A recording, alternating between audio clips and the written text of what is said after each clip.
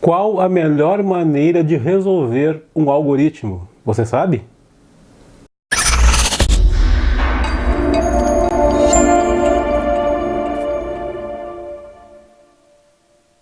Olá, aqui Jean Vargas e novamente eu te pergunto, você sabe qual é a melhor forma de resolver um algoritmo? Não? Bem, então eu vou te explicar. Eu trago comigo, desde jovem, algo que um professor meu uma vez me ensinou, que foi o seguinte: a melhor forma de você desenvolver um software, de você resolver o problema, de criar esse software, principalmente para você que está iniciando, é quebrando o problema em pedaços, fazendo pequenas partes desse problema, até você conseguir então executar o todo. Então quando esse professor me falava isso, aí eu comecei a entender, porque eu já programava, já fazia muita coisa, mas eu tinha a mania de ter sempre o todo na minha cabeça e nunca resolver os pedaços, e muitas vezes eu não conseguia resolver. E isso é um drama principalmente das pessoas que estão iniciando, que estão aprendendo algoritmos ou uma linguagem de programação. Elas pensam, não, eu tenho que criar um cadastro de clientes, eu tenho que criar uma calculadora, eu tenho que resolver esse problema aqui. A pessoa só quer saber do todo e ela não divide o problema em partes. Então o que eu vou fazer agora? A gente vai aqui para o computador resolver um algoritmo de uma calculadora. Vamos fazer isso junto e vamos então quebrar esse problema em pedacinhos para você entender qual é a melhor forma para a gente então resolver um problema, criar um algoritmo passo a passo, tá bem? Vamos ali para o computador então? Vamos lá. Então olha só, o nosso objetivo aqui é criar uma calculadora que receba 3 valores e realize então um cálculo entre esses valores. Esses cálculos serão de multiplicação, subtração, adição e divisão, tá? Então, como eu falei, para quem está iniciando, a melhor forma de fazer isso é quebrando isso em partes. Parece muito óbvio, mas às vezes não é. Qual seria então a primeira parte? Olha só, definir as variáveis. Então o que são variáveis? São caixinhas, digamos assim, que recebem valores, tá? E é só que aqui a gente tem dois problemas, ó. Como a gente está falando de uma calculadora, a gente vai definir essas variáveis como? Simplesmente com números inteiros ou com números quebrados? Números quebrados, no caso, com fracionários, e números inteiros apenas com 10, 8, 9, 10, ou vai receber 2,5, 3,5, 5,5, 6, enfim, como é que a gente vai fazer isso? Como a gente está trabalhando com uma calculadora, eu deixei aqui o número 1 em vermelho, e eu decidi então fazer com números fracionários. Como é que eu faço isso? Utilizando aqui então o tipo real. Aqui o nosso programa vai sendo criado agora passo a passo. Essa chave aqui é o início do nosso programa, que fecha o programa num todo. E aqui é a nossa função de início, ou seja, esse programa aqui vai executar tudo que tiver aqui dentro da função de início. Então olha só, parte 1, definindo as variáveis que receberão os valores para cálculo. Como são 3 valores, eu estou definindo aqui valor 1, valor 2 e valor 3, do tipo real, ou seja, vai aceitar números com casas decimais, 2,5, 3,5, 4 e 4, como também aceita números inteiros, nesse mesmo tipo aqui. No Portugal, números com vírgula, fracionários, a gente define do tipo real, tá? Agora a gente vai para a parte 2, olha só. Definir as mensagens para a digitação dos valores. A gente tem que pedir para o usuário digitar os valores, né? E depois que ele digitar, a gente tem que atribuir, então, aquelas variáveis que a gente definiu aqui no passo 1, tá? Como é que eu faço isso? Já defini as variáveis, a gente já viu isso na parte 1. E agora, então, a gente vai definir as mensagens. Então, aqui as mensagens, ó. E digite o primeiro valor para cálculo, o segundo valor e o terceiro valor. Para exibir a mensagem, a gente utiliza o comando escreva, tá? Para a gente ler o valor digitado, a gente usa o comando leia. Está tudo em Portugal. Então, quando aparecer essa mensagem aqui, vai parar o cursor aqui no lado e esperando que você digite um valor. Quando você digitar esse valor, o comando leia vai ler esse valor que você digitou e vai atribuir então para o valor 1, para o valor 2, para o valor 3. Próxima parte, o que é? É definir uma variável que receba o tipo de operação. Por que eu tenho que definir isso? Porque eu quero realizar uma operação de cálculo entre os 3 valores que eu defini antes. Já defini então as variáveis para armazenar esses valores, já defini as mensagens, as leituras dos valores para essas variáveis, e agora então eu vou declarar uma outra variável que vai ser responsável por armazenar o tipo de operação que eu vou fazer com esses valores aqui. Então aqui na parte 3 a gente vai definir uma variável do tipo caractere, então vai ser o símbolo de mais, de menos, de divisão ou de multiplicação, né?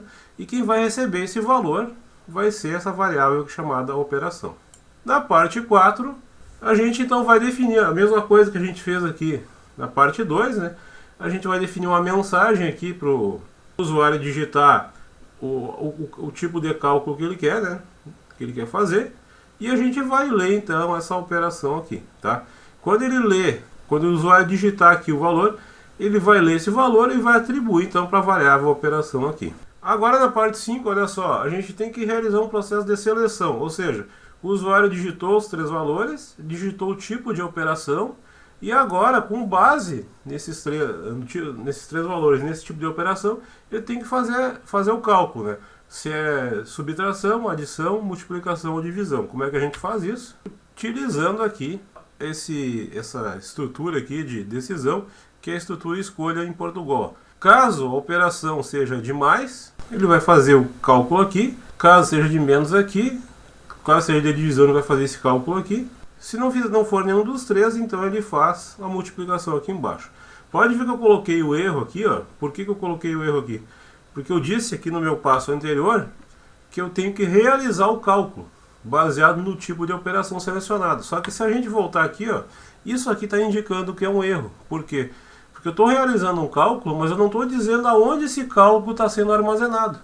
Então eu deixei por gosto com o erro aqui, só para a gente seguir o passo a passo, mas agora nós vamos resolver esse problema aqui no outro slide, tá? Então qual seria o próximo passo? O passo 6, né? Então, definir uma variável que acumule o valor do cálculo, ou seja, uma variável que acumule esses valores aqui, ó. Então eu defini ela antes, fiz o cálculo aqui, atribuí para ela. Vamos voltar aqui na parte 6, então depois que eu defini o cálculo, aí eu vou exibir então esses valores digitados pelo usuário e também vou exibir o resultado final. E aqui embaixo então eu coloquei a mensagem, escreva, os valores digitados foram valor 1, vírgula, valor 2, valor 3, todos separados por um hífen aqui, ó. E aqui eu escrevi outra mensagem, e o resultado da operação foi de, qual operação que eu digitei, aqui em cima, e foi tal que é o resultado que ele acumulou aqui. Por fim, saiu aqui, ó, digitei o valor 2, o valor 3, o valor 3 de novo, aqui nessas três, aqui na parte 2, digitei o tipo de operação, então eu estava aqui, ó, nessa parte. Aí ele verificou que o tipo foi mais, ele entrou aqui neste caso, fez o cálculo aqui, atribuiu o resultado do cálculo para o resultado, e daí saiu dessa escolha aqui e veio aqui para baixo, escreveu a mensagem. Os valores digitados foram 2.0, 3.0, porque como eles são reais, então eles são com vírgula, né, são fracionários. Colocou aqui, e aqui no lado ele colocou assim, ó, o resultado da operação de mais, ou seja, de adição, que eu digitei aqui, foi 8. 3 mais 3, 6, mais 2, 8. E aqui o tempo de execução do programa. Vou te mostrar isso aqui agora dentro do Portugal Studio, que foi então onde eu fiz o nosso sisteminha. Tá aqui tudo que eu fiz, ó. O programa inicia aqui, termina aqui nessa última chave, tá marcando, ó, o método de início, os comandos de escreva, leia, declaração de variável, enfim, bem passo a passo mesmo, como eu mostrei ali. Então é muito mais fácil quebrar o problema em partes e ir fazendo assim até que você chegue no teu resultado final. Se eu vier aqui, ó, e executar, vai perguntar ali, digite o primeiro valor de cálculo, 10, segundo valor de cálculo, 10, e o terceiro eu vou colocar 10 também. Qual é a operação que eu vou fazer? Eu vou pedir que seja uma multiplicação, e ele vai me dar o resultado 1000. Ou seja, ele entrou aqui, não era mais, não era menos, não era divisão, entrou aqui que era a multiplicação. Multiplicou 10 por 10 por 10, o resultado da multiplicação foi 1000. Então isso aqui dentro do Portugal Studio.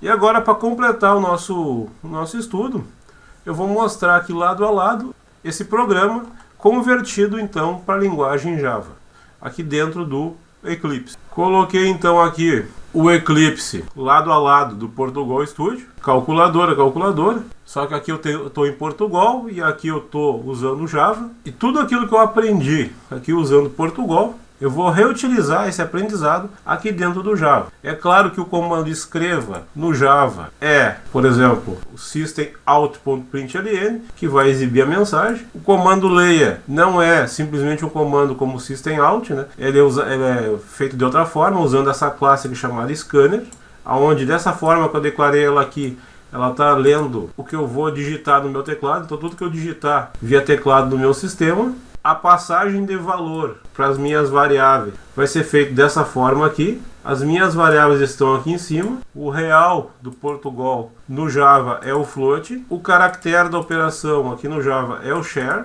Aqui eu estou lendo então a opção que eu vou digitar lá, ou seja, estou selecionando aqui o valor que eu digitei aqui do lado, se é mais, se é menos, divisão ou multiplicação. Aqui o resultado, só que como eu falei, aqui é real no Portugal e aqui no Java é float. Aqui a gente até pode dar um espacinho aqui que está mal indentado, ó. O switch, o que é o switch? É o mesmo escolha do Portugal, o caso é o case.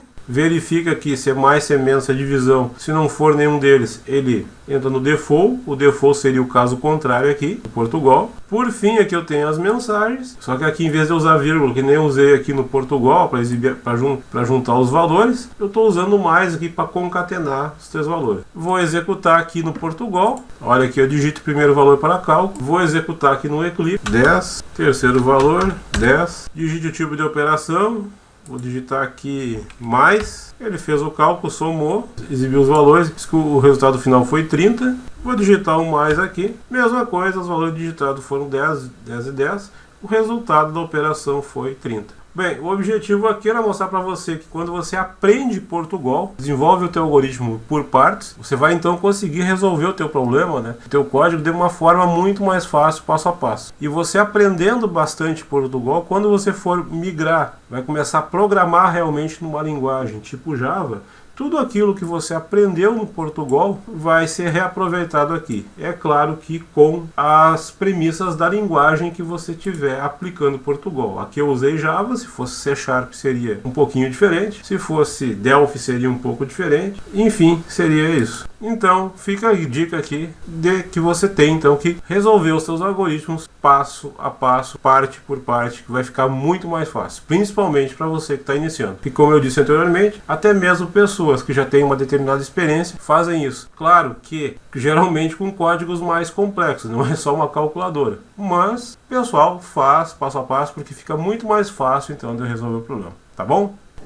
Bem, eu espero então que você tenha entendido que a melhor forma para você resolver um problema, criar o teu algoritmo, para você programar, principalmente você que está iniciando, é resolver o problema em pequenas partes. Dessa forma, você vai conseguir criar os seus algoritmos de forma mais rápida até. Para quem está iniciando, a melhor forma. E até mesmo profissionais experientes fazem isso para determinados códigos que eles vão fazer. Não é só para os iniciantes, vale também para os profissionais. Era isso, espero então que você tenha entendido e que principalmente você tenha gostado desse vídeo. Se você gostou, te inscreve aqui no canal. Se você estiver assistindo esse vídeo pelo Facebook, me procura no YouTube, também te inscreve no canal. Curte aqui a fanpage para a gente ficar conectado e cada vez mais próximo, tá? Muito obrigado e até o próximo vídeo. Até mais, tchau, tchau!